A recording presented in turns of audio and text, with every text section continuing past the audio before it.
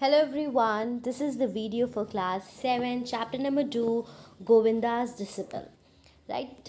हम इसका सब पहला chapter the selfish giant already complete कर चुके हैं। मैं आपको क्लास 7 की जेम्स इंग्लिश रीडर रत्ना सागर की बुक से पढ़ा रही हूँ।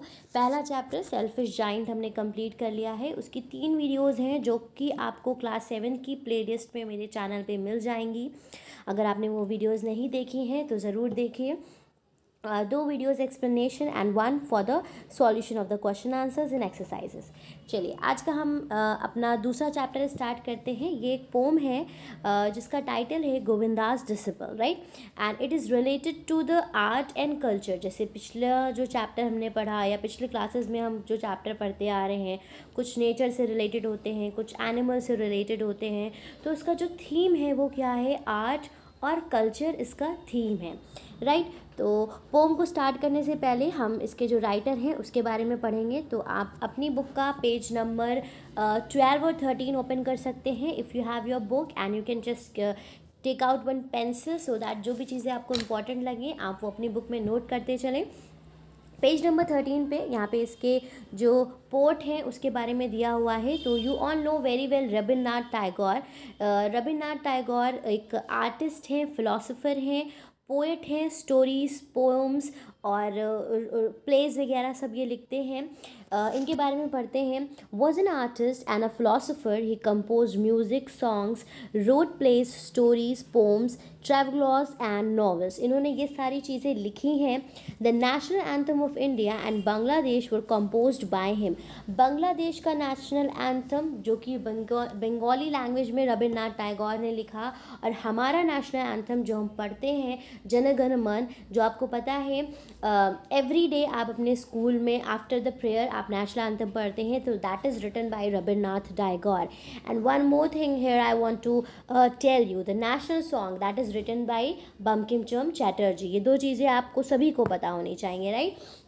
His ability was not just limited to making literacy creation, he was also a painter. अब रविन्द्रनाथ टैगोर जी के बारे में बताया जा रहा है कि ये सिर्फ कहानियाँ, कविताएं ये नहीं लिखते थे, बल्कि ये एक अच्छे पेंटर भी थे। He won the Nobel prize for literature in 1930।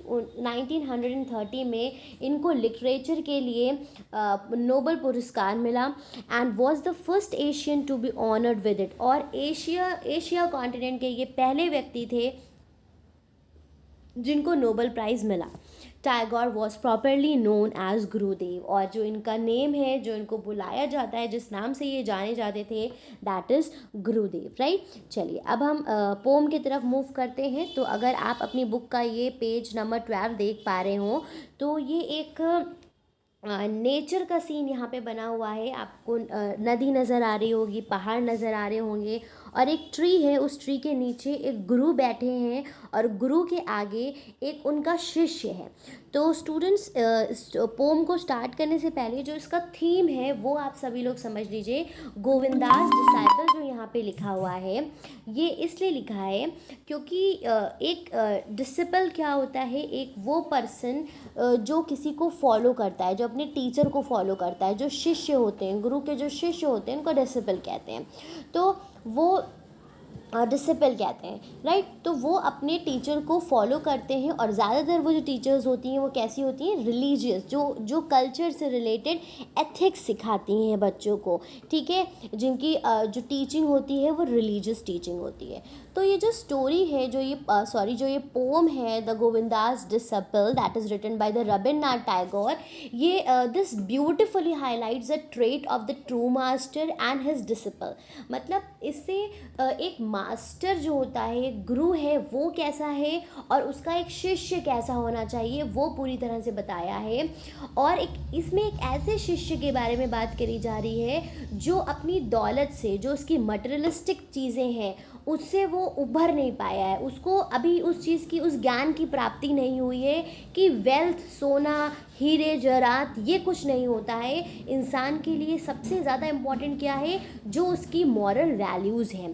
तो in this poem what you are going to study, you are going to see the poet he had showed the difference between the spiritual knowledge, कि जो आपकी spiritual knowledge है और जो वर्दी material है उसके बीच का अंतर रविन्द्रनाथ टैगोर जी ने इस पोम में बताया है, इस कविता के माध्यम से सिखाया है कि दुनियावी चीज़ें और स्पिरिचुअल नॉलेज के बीच में फ़र्क क्या है, राइट। तो इसमें उम्मीद है कि आपको उसका जो थीम है वो समझ में आ रहा होगा कि एक डिसिपल है, वो अपने गुरु के पास आता है और वो उसको कुछ गिफ्ट दे करके उनको मतलब दिखाता है, उनके लिए अच्छा बनने की कोशिश करता है। लेकिन एट द एंड गुरु क्या सिखाते हैं कि ये जो मेटेरियलिस्टिक चीज़ें हैं, जब तक कि तुम इन चीज़ों का, ये धन दौलत का जो तुम्हारे ऊपर जो फैंटेसी है उसको अगर जब तक के नहीं रिमूव करोगे तो you can not gain the true knowledge, तुमको तब तक के जो ट्रू नॉलेज है वो नहीं मिलेगी। चलिए स्टार्ट करते हैं इस पोम को। हम लाइन बाय लाइन एक एक जो स्टैंजा है इसको समझने की कोशिश करेंगे। अगर कहीं पे आपको कोई प्रॉब्लम होती है प्लीज़ मुझे कमेंट बॉक्स में कमेंट करके ज़रूर बताइएगा। और स्टूडेंट्स, अगर आपको वीडियो पसंद आ रही हो और अच्छे से स्टोरी समझ में आ रही हो तो प्लीज़ वीडियोज़ को ज़्यादा से ज़्यादा शेयर करिएगा अपने दोस्तों के साथ और चैनल को सब्सक्राइब करिएगा, वीडियोस को लाइक करिएगा। चलिए स्टार्ट करते हैं। Far below flowed the Ganga quickly and clear above frowned jutting bank, hills dark with the woods and scarred with the torrents were gathered around। ठीक है, अब यहाँ पे जो पहले दो स्टार्टिंग स्टैंजा हैं इसको ध्यान से समझिए। फार ब्लोड फ्लोड गंगा, तो जब आप पिक्चर में देख रहे हैं तो वहाँ पे पीछे जो है साइड में जो है वो नदी है, और वो कौन सी रिवर है, गंगा नदी है, वो वहाँ पे बह रही है क्विक एंड क्लियर। अब यहाँ पे गंगा नदी को कहा जा रहा है कि वो कैसी है, बहुत तेज़ी से बह रही है और एकदम साफ clear. Above frowned the jutting bank, अब जटिंग बैंक का मतलब होता है कि जो किनारा है, एक्सटेंडिंग आउटवर्ड, जो इस नदी के किनारे हैं। फ्राउन द जेटिंग बैंक का मतलब है, फ्राउन का मतलब होता है, जो वर्ड फ्राउन है जैसे एक एक्सप्रेशन के लिए यूज़ किया जाता है जब हम किसी अलार्मिंग कंडीशन में, जब कुछ ऐसे अलार्मिंग कंडीशन होती है तो वहाँ पे हम अपनी आईब्रोज वगैरह का जो रिएक्शन देते हैं उसको फ्राउनिंग कहते हैं। तो यहाँ पे फ्राउन द जेटिंग बैंक की मतलब है that the bank of the river is frowning, जो पानी है नदी का वो फ्राउन कर रहा है, मतलब वो एक अलार्म दे रहा है कि वो इतनी तेज़ी से बह रहा है। जो करंट है फ्लो है वाटर का, that is very high and that is alarming, कि वो जो बैंक ऑफ द रिवर है उसके भी आगे एक्सटेंड कर रहा है। तो यहाँ पे ये जो वर्ड है above frown the jutting bank, ये एज अ मेटाफर यूज़ किया गया है। यहाँ पे हम अभी सराउंडिंग के बारे में बात कर रहे हैं। जो इनिशियली पोम की स्टार्टिंग हुई है ये उसकी सराउंडिंग से हुई है कि गंगा जो नदी है वो बह रही है बहुत तेज़ी से और साफ साफ पानी है above frown the jutting bank, और जो जटिंग समुद्र का किनारा है उसके ऊपर भी ऐसा लग रहा है कि पानी स्प्लैश आउट हो रहा है, एक अलार्मिंग कंडीशन आ रही है। Hills dark with the woods, अब जो वहाँ के आसपास के पेड़ हैं, जो पहाड़ हैं, उसको बताया जा रहा है कि वो इतने डार्क हैं कि चारों तरफ इतने पेड़ हैं कि उसके वजह से जो उसका इम्प्रेशन आ रहा है दैट इज़ कम्प्लीटली डार्क, जो इम्प्रेशन आ रहा है that is completely dark. And scarred with the torrents were gather around, scarred का मतलब है कि राइट और जो यहाँ पे स्कार्ड विद द टॉरेंट्स का मतलब होता है स्टूडेंट्स की जो तेज़ी से बहता हुआ पानी है उसको टॉरेंट कहा जाता है। तो वर गैदर्ड अराउंड मतलब जो गंगा नदी का पानी है वो बह रहा है तेज़ी से, और उसके बहने के वजह से, उसकी रफ्तार की वजह से क्या हुआ है कि जो ट्रीज़ हैं उन पे स्कार्स आ गए हैं, उन पे निशान आ गए हैं, राइट। नेक्स्ट आगे देखिए। Govinda the great teacher sat on the rock reading scripture, अब यहाँ पे जो गुरु हैं उनका क्या नाम है, उनका नाम है गोविंदा, इसीलिए हमारे पोम का नाम था Govindas disciple, right. Govinda's disciple. It's the correct pronunciation is disciple, right? A person who follow a religious teacher. Govindas disciple यानी कि गोविंदा जो टीचर है उनका शिष्य. गोविंदा एक महान टीचर है. He is sitting on the rock and reading scriptures. अब यहाँ पे आप स्क्रिप्चर्स का मतलब समझिए. स्क्रिप्चर्स का मतलब क्या होता है? वो किताबें जिसमें धार्मिक बातें लिखी होती हैं. तो जो गुरु ग्रंथ होते हैं, ये जो गुरु होते हैं, ये जो धार्मिक किताबें होती हैं उसी को स्टडी करते हैं, वही टीचिंग प्रीच करते हैं अपने स्टूडेंट्स में. तो जो गुरु हैं वो पत्थर पे, रॉक पे बैठे हुए हैं और स्क्रिप्चर्स पढ़ रहे हैं. When Raghunath, his disciple, proud of his wealth, came and bowed to him and said.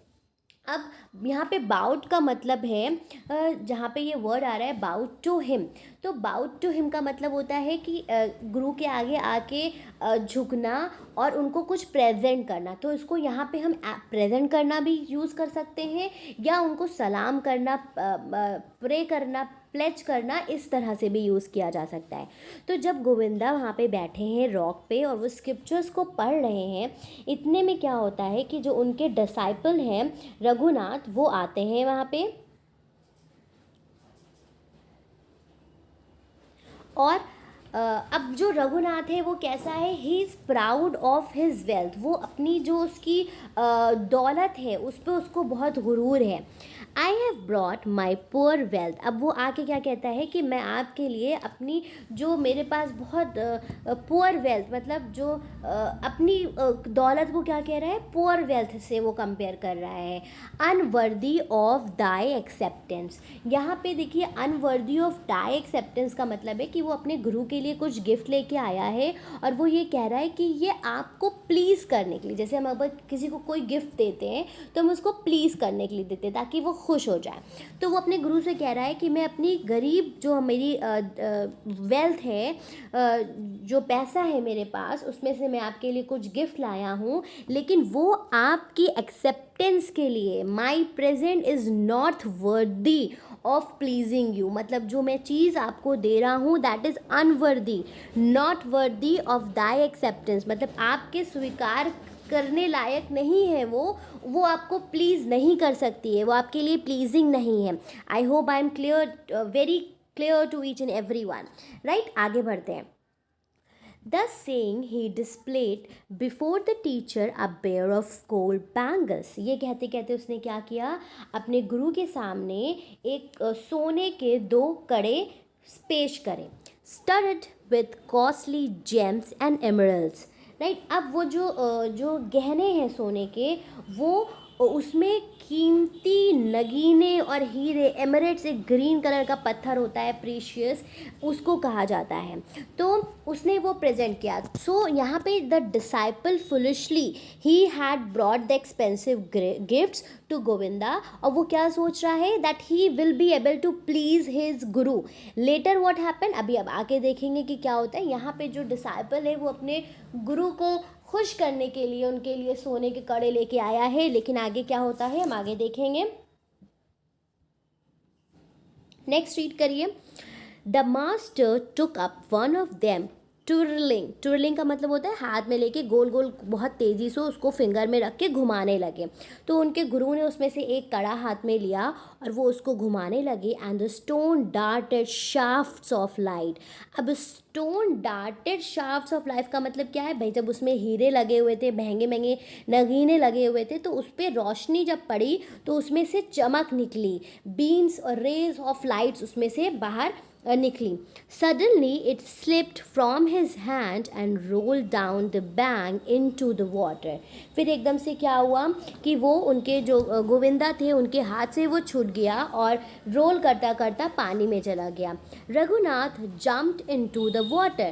Raghunath ने क्या किया? उसने तुरंत पानी में छलांग लगा दी. The teacher set his eyes upon his book. लेकिन टीचर ने रघुनाथ की तरफ नहीं देखा, वो जो अपनी किताब पढ़ रहे थे उसी किताब को पढ़ते रहे. And the water held and hid. अब यहाँ पे जो वर्ड यूज़ किया गया है, फ्रेज़ यूज़ किया गया है, the water held and hid what is stole and ran its away, मतलब पानी ने क्या लिया, जो उसको मिला उसने उसको पकड़ा, होल्ड किया और फिर छुपा लिया। वॉट इट स्टोल, उसने जो भी उसको मिला उसको चुरा लिया। And ran its away, and ran its way, और अपने रास्ते पे चला गया। मतलब यहाँ पे ये कहा जा रहा है कि जो पानी में जब वो कड़ा सोने का कड़ा गिरा तो पानी ने उसको कैच किया, उसको छुपाया और वो अपने रास्ते वहाँ से निकल गया, अपने रास्ते वहाँ से निकल गया। At sunset Raghunath came back, अब क्या हुआ, रघुनाथ फिर दोबारा जब सनसेट के वक्त अपने गुरु के पास आए, he begged him to show him the place where it fell, उन्होंने उनसे प्रे किया, प्लीज़ आप मुझे बता दीजिए कि वो कड़ा कहाँ गिरा है। The teacher took the other bangle and threw it into the water saying there it is, और टीचर ने क्या किया, उन्होंने दूसरा बैंगल हाथ में लिया और दूसरा बैंगल भी पानी में फेंक के कहा, जब रघुनाथ ने पूछा कि बताइए वो कहाँ है, कड़ा कहाँ गिरा था, तो टीचर ने दूसरा बैंगल भी वहीं फेंक के क्या कहा कि here it is. Alright students, तो हम यहाँ पे हमारी ये जो पूरी पोम है ये कंप्लीट होती है। तो अभी जो मैंने आपको स्टार्टिंग में बताया था कि through the poem the poet had given the message that the true master does not value the materialistic trinkets, जो एक सच में एक ट्रू मास्टर है, जो एक सही व्यक्ति है, सही जो गुरु होते हैं, जिनको ज्ञान की प्राप्ति हुई होती है, उनके लिए जो दुनिया की चीज़ें हैं, पैसा धन दौलत, ये सारी मटेरियलिस्टिक चीज़ें उनके लिए मैटर नहीं करती हैं। उनके लिए सिर्फ नॉलेज और वो ज्ञान मैटर करता है जिसको वो स्टडी करते हैं, राइट। तो इस पोम में ओवरऑल यही बताया गया है कि जो गोविंदा का डिसाइपल है रघुनाथ, वो अपनी वेल्थ पे बहुत ज़्यादा प्राउडी था और उसे लगता था कि वो अपने गुरु को जब ये महंगे महंगे गिफ्ट देगा तो उनके गुरु उनसे खुश हो जाएंगे। लेकिन सच क्या होता है कि जो एक ट्रू मास्टर है उसके लिए दुनिया की ये चीज़ें, उसको कॉस्टली चीज़ें नहीं चाहिए होती हैं अपने स्टूडेंट से। एक ट्रू टीचर को अपने स्टूडेंट्स से महंगे महंगे गिफ्ट्स नहीं चाहिए होते हैं। A teacher need a good dedication and motivation of a child. एक टीचर हमेशा ये चाहती है कि बच्चा अपने पूरे मन से, पूरी समझ से ज्ञान की प्राप्ति करे और समझदार बने। Materialistic thing does not matter. तो इस पोम से हमें ये शिक्षा मिलती है।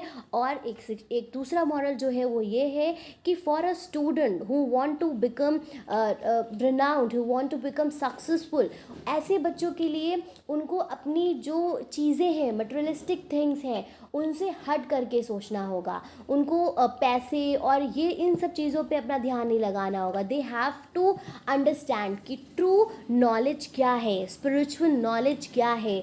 वर्डी जो ये दुनियावी चीज़ें हैं, वर्डी मटेरियल्स हैं, इनके लव से हमें कुछ नहीं मिलेगा। What we have to do, we have to gain the true spiritual knowledge. That's it student, ये हमारा इस वीडियो का पार्ट 1 था। पार्ट 2 में हम इसकी एक्सरसाइजेस, क्वेश्चन आंसर्स वगैरह जो हैं वो डिस्कस करेंगे। Thank you everyone for watching the video को वीडियो को लाइक ज़रूर करिएगा और चैनल को सब्सक्राइब ज़रूर करिएगा, अपने दोस्तों के साथ शेयर ज़रूर करिएगा। Thank you everyone, have a good day.